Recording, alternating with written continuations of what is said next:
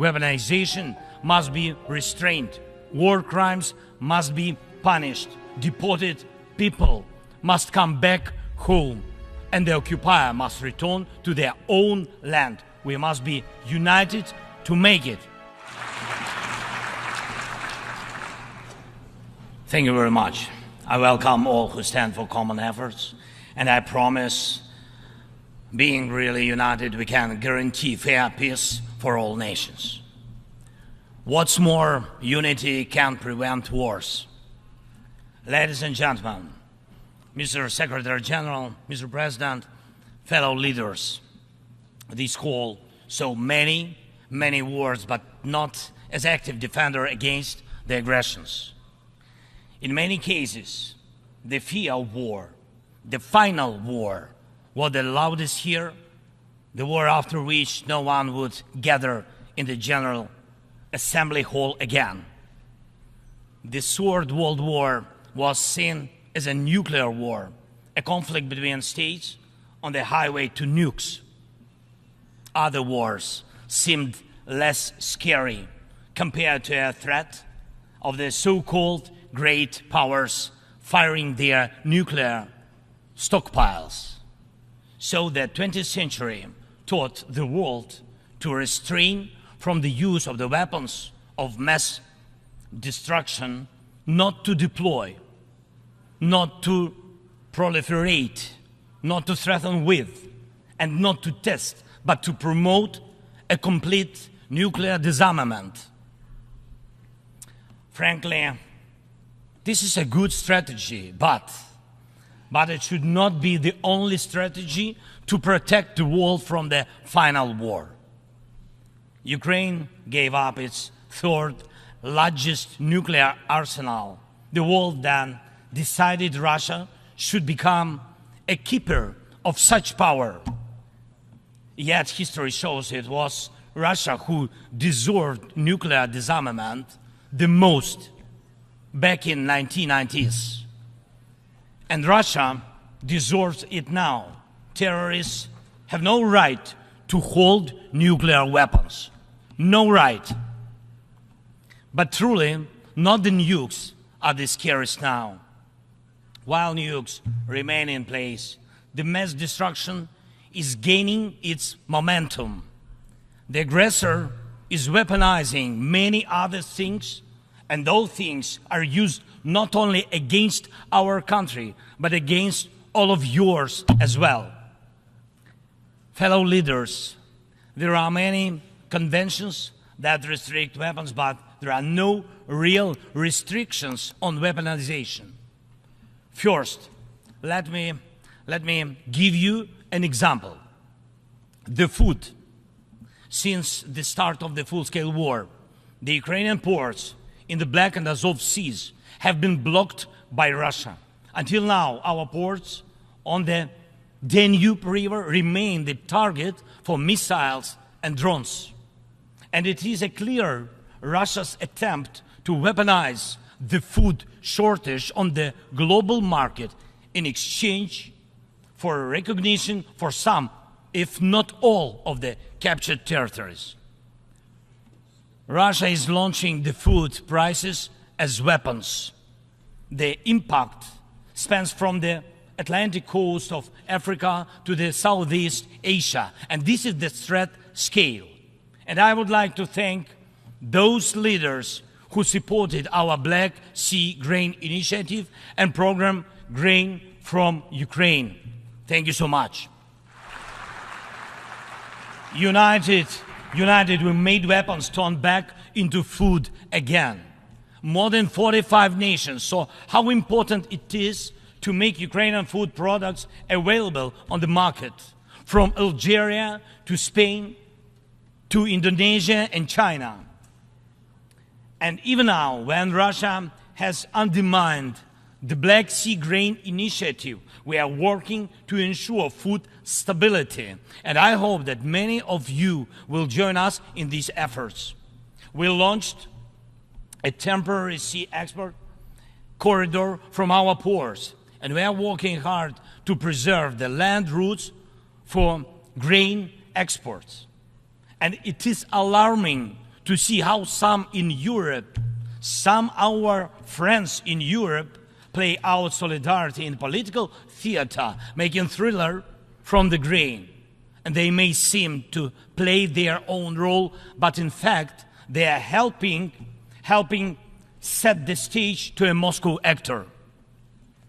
Second, weaponization of energy. Many times the world has witnessed Russia using energy as a weapon. Kremlin weaponized oil and gas to weaken the leaders of other countries when they came to the Red Square. And now this threat is even greater. Russia is weaponizing nuclear energy. Not only it is spreading its unreliable nuclear power plant construction technologies, but it is also turning other countries' power plants into real dirty bombs. Look, please, what Russia did to our Zaporizhia power plant. Shelled it, occupied it, and now blackmails others with radiation leaks. Is there any sense to reduce nuclear weapons when Russia is weaponizing nuclear power plants? Scary question.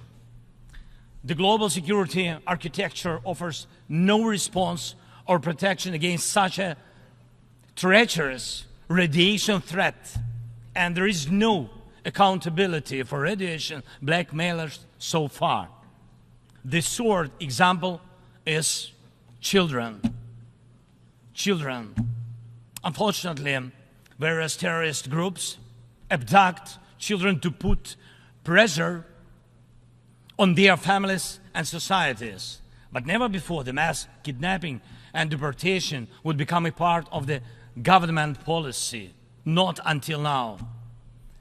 We know the names of tens of thousands of children and have evidence on hundreds of thousands of others kidnapped by Russia in the occupied territories of Ukraine and later deported. The International Criminal Court issued arrest warrant for Putin for this crime. And we are trying to get children back home. But time goes by. What will happen with them? What will happen to them? Those children in Russia are taught to hate Ukraine, and all ties with their families are broken. And this is clearly a genocide. When hatred is weaponized against one nation, it never stops there. Each decade, Russia starts a new war. Parts of Moldova and Georgia remain occupied. Russia turned Syria into ruins. And if not Russia, the chemical weapons would have never been used there in Syria. Russia has almost swallowed Belarus. It is obviously threatening Kazakhstan and other Baltic states. And the goal of the present war against Ukraine is to turn our land, our people, our lives, our resources into a weapon against you, against the international rules-based order. Many seats in the General Assembly Hall may become empty if Russia succeeds with its treachery and aggression.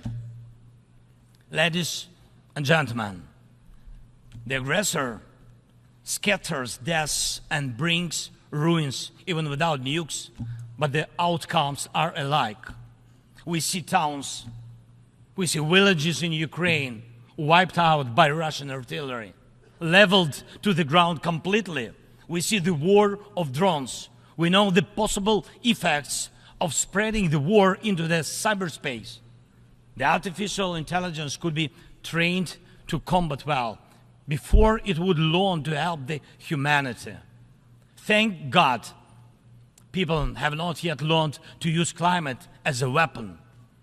Even though humanity is failing on its climate policy objectives, this means that extreme weather will still impact the normal global life, and some evil state will also weaponize its outcomes. And when people in the streets of New York and other cities of the world went out on climate protest, we all have seen them. And when people in Morocco and Libya and other countries die as a result of natural disasters, and when islands and countries disappear underwater, and when tornadoes and deserts are spreading into new territories, and when all of this is happening, one unnatural disaster in Moscow decided to launch a big war and kill tens of thousands of people. We have to stop it. We must act united to defeat the aggressor and focus all our capabilities and energy on addressing these challenges. As nukes are restrained, likewise the aggressor must be restrained, and all his tools and methods of war. Each war now can become final, but it takes our unity to make sure that aggression will not break in again. And it is not a dialogue between the so-called great powers somewhere behind the closed doors that can guarantee us all the new wars era, but open war of all nations for peace. Last year, I presented the outlines of the Ukrainian peace formula at the UN General Assembly. Later, in Indonesia, I presented the full formula. And over the past year, the peace formula became the basis to update the existing security architecture. Now we can bring back to life the UN Charter and guarantee the full power for the rules-based world order. And tomorrow, I will present the details at a special meeting of the UN Security Council. The main thing is that it is not only about Ukraine. More than 140 states and international organizations have supported the Ukrainian peace formula fully or in part. The Ukrainian peace formula is becoming global. Its points offer solutions and steps that will stop all forms of weaponization that Russia used against Ukraine and other countries and may be used by other aggressors. Look, for the first time in modern history, we have a real chance to end the aggression on the terms of the nation which was attacked. And this is a real chance for every nation to ensure that aggression against your state, if it happens, God forbid, will end. Not because your land will be divided and you will be forced to submit to military or political pressure, but because your territory and sovereignty will be fully restored. We launched the format of meetings between national security advisors and diplomatic representatives. Important talks and consultations were held in Hiroshima, in Copenhagen, and in Jeddah on the implementation of the peace formula. And we are preparing a global peace summit. And please, I invite all of you who do not tolerate any aggression to jointly prepare the summit. And I am aware of the attempts to make some shady dealings behind the scenes. Evil cannot be trusted. Ask Prigozhin if one bets on Putin's promises. Please, hear me. Let unity decide everything openly. While Russia is pushing the world to the final war, Ukraine is doing everything to ensure that after Russian aggression, no one in the world will dare to attack any nation. Weaponization must be restrained. War crimes must be punished. Deported people must come back home. And the occupier must return to their own land. We must be united to make it. And we'll do it. Slava Ukraini!